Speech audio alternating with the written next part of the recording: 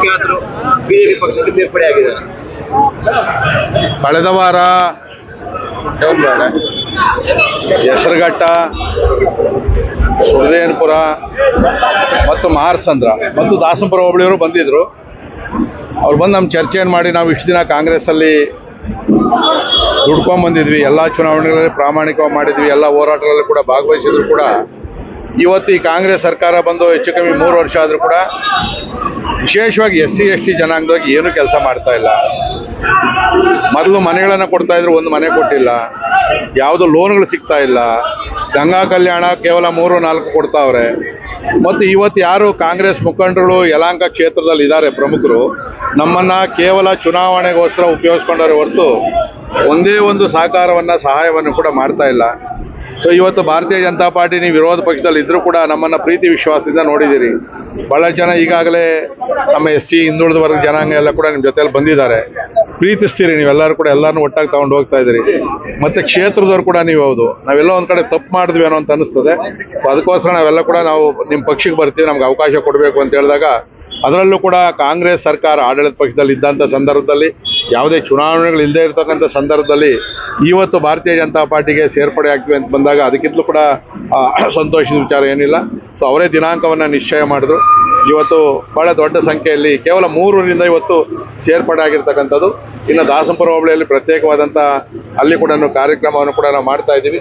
ಇವತ್ತೇನು ಇವರಿಗೆ vote bank ಆಗಿತ್ತು SC ಹಿಂದುಳಿದ ವರ್ಗ ಜನಾಂಗ, ST ಜನಾಂಗ, ಇವತ್ತು ಯಾರು ಕೂಡ ನಮ್ಮ ಕ್ಷೇತ್ರದಲ್ಲಿ ಕಾಂಗ್ರೆಸ್ನ ಪರ ಇರ್ತಕ್ಕಂಥವ್ರು ಭಾಳ ಕಡಿಮೆ. ಇವತ್ತು ಅವ್ರಿಗೆ ಅರಿವಾಗ್ತಾ ಇದೆ. ಅಂಬೇಡ್ಕರ್ ಅವರನ್ನೇ ಕಾಂಗ್ರೆಸ್ನವ್ರು ಸೋಲಿಸಿದಂಥ ಸಂದರ್ಭದಲ್ಲಿ ಇವತ್ತು ನಮಗಿಲ್ಲಿ ಇವರು ಏನು ಕೇವಲ ವೋಟ್ ಬ್ಯಾಂಕ್ ಆಗಿ ಇಟ್ಕೊಂಡವ್ರೆ, ನಮ್ಗೆ ಅವರ ಅವಶ್ಯಕತೆ ಇಲ್ಲ ಅಂತೇಳಿ ಇವತ್ತು ತೀರ್ಮಾನವನ್ನು ತೊಗೊಂಡವ್ರೆ. ಅವ್ರಿಗೆ ಸಾಕಷ್ಟು ಒತ್ತಡಗಳನ್ನು ಕೂಡ ಹಾಕಿದ್ರು. ಇತ್ತೀಚೆಗೆ ನೀವು ಹೋಗಬಾರ್ದು ಪಾರ್ಟಿ ಬಿಟ್ಟು ಅಂತೇಳಿ ಅವರು ನೇರವಾಗಿ ಹೇಳಿದ್ದಾರೆ, ಇಲ್ಲ ನಾವು ತೀರ್ಮಾನ ಮಾಡಿದ್ದೀವಿ, ಭಾರತೀಯ ಜನತಾ ಪಾರ್ಟಿಗೆ ಹೋಗ್ತೀವಿ ಅಂತೇಳಿ. ಇವತ್ತು ಅವ್ರನ್ನೆಲ್ಲ ಕೂಡ ನಾವು ಸ್ವಾಗತವನ್ನು ಮಾಡ್ತಾ ಇದ್ದೀವಿ. ಮತ್ತು ಇವತ್ತಿಂದ ಅವ್ರು ನಮ್ಮ ಲೀಡ್ರುಗಳು. ಇವತ್ತು ಯಾವುದೋ ಹೊಸಬರು ಹಳಬರು ಅನ್ನೋದು ನಮ್ಮಲ್ಲಿ ಎಲ್ಲೂ ಕೂಡ ಭೇದ ಭಾವ ಇಲ್ಲ.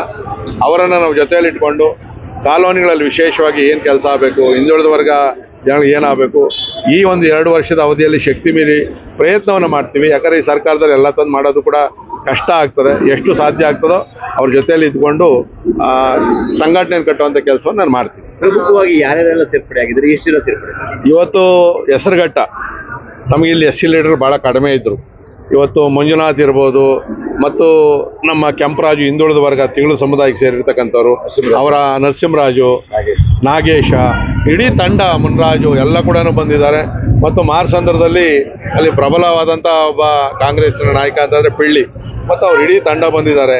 ಸುರದೇನಪುರದಲ್ಲಿ ಮುನ್ಕೃಷ್ಣ ಅವರು ಕೂಡ ಕಾಂಗ್ರೆಸ್ನ ಕಾಲೋನಿ ಲೀಡ್ರು, ಅವರು ಕೂಡ ಇವತ್ತು ನಮ್ಮ ಜೊತೆಯಲ್ಲಿ ಬಂದಿರತಕ್ಕಂಥದ್ದು. ಮತ್ತು ಕಡತನಮಲೆಯಿಂದ ಕೂಡ ಕಾಂಗ್ರೆಸ್ ಮುಖಂಡರು, ಅವರು ನಮ್ಮ ನಾಗರಾಜ್ ಅಂತೇಳಿ ಅವರ ಇಡೀ ಕುಟುಂಬ ಕೂಡ ಇವತ್ತು ನಮ್ಮ ಜೊತೆಯಲ್ಲಿ ಬಂದಿರತಕ್ಕಂಥವ್ರು. ನಾವು ಯಾರನ್ನೂ ಕೂಡ ಅಪತ್ಯ ಅಂತಿಲ್ಲ.